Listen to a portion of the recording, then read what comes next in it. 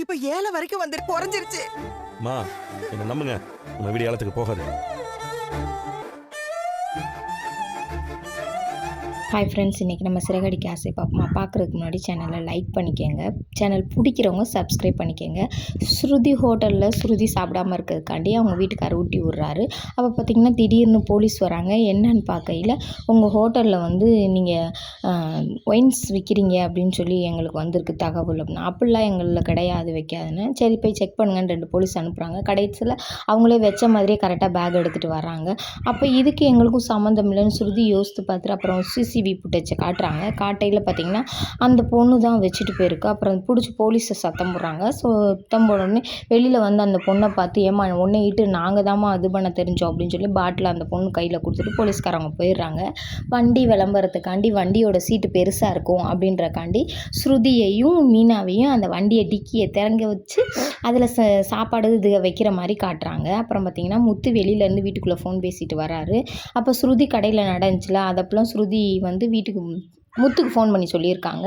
அதை வந்து அவங்க அப்பாட்ட அவங்க சொல்கிறாங்க, ஐயோ நம்மளே பல பிரச்சனையில் இருக்கோம், இந்த பிரச்சனை வேறையாடா அப்படின்றாங்க. அப்பா நீ எதுவும் கவலைப்படாப்பா, ஸ்ருதி பார்த்துக்கிறேன்னு சொல்கிறாப்பா அப்படின்னு சொல்கிறாங்க. அப்புறம் பார்த்திங்கன்னா நம்ம விஜயா வெளியிலேருந்து உள்ளே வந்து அவங்க லாவ்னு கத்துறாங்க. என்னன்னு கேட்டிங்கன்னா, என்னைய ஒரு பூக்காரி இன்டர்வியூ எடுத்துட்டா, என்னைய ஒரு பூக்காரி யாருமா அது எவருமா அதுன்னு கேட்கையில், ஓம் பொண்டாட்டி தான்டா அப்படின்னு. சரித்த காப்பி குடிக்கிறீங்க, என்னடி நக்கலாக பேசுறியா, நான் காப்பிக்காண்டியா இருக்கேன் அப்படின்னு. அப்புறம் பார்த்திங்கன்னா கொஞ்சம் நேரம் கழிச்சு முத்துக்கு ஒரு ஃபோன் வருது. ஃபோனை அட்டன் பண்ணால் என்னன்னு பார்த்திங்கன்னா, நம்ம வீட்டை வந்து ஏலத்தில் விட போகிறாங்க. என்ன நாங்கள் தான் காசு பணம் எல்லாம் கரெக்டாக தானே கட்டிக்கிட்டு இருக்கோம், அப்புறம் ஏன் ஏலத்தில் விடுறாங்க அப்படின்னு சொல்லி கேட்கையில், இல்லை நீங்கள் கொடுக்க டிலே பண்ணுறீங்களா, அதனால வீடு ஏலத்தில் போகுது அப்படின்னு சொல்லி வக்கீல் ஃபோன் பண்ணி சொல்கிறாங்க. அப்போ முத்தை பார்த்து அவங்க அம்மா சொல்கிறாங்க, நீ எதுவுமே செய்ய மாட்டேறடா, செய்கிறேன்னு சொல்கிறிய ஒழிய எதுவுமே செய்ய மாட்டேன், என் உயிர் போனாலும் போகுமே ஒழிய அந்த வீடு போகாதுமா அப்படின்னு சொல்கிறாரு.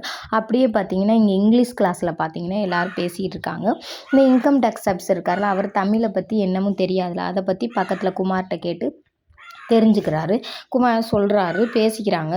என்ன இன்றைக்கி முத்து மீனா காணோம் அப்படின்னு சொல்லிக்கிட்டு இருக்கையில் முத்துவும் மீனா உள்ளே வராங்க. இனிமேல் என்னால் கிளாஸ்க்கு வர முடியாதுப்பா, எனக்கு ரொம்ப பிரச்சனையாக இருக்குது, நான் அந்த பிரச்சனையை முடிச்சுட்டு வரேன்றாங்க. அங்கே படிக்கிற ஒருத்தர் வந்து என்னை கொண்டு போய் விடு முத்து அப்படின்றாங்க. சரின்னு கூட்டிகிட்டு போகிறாங்க.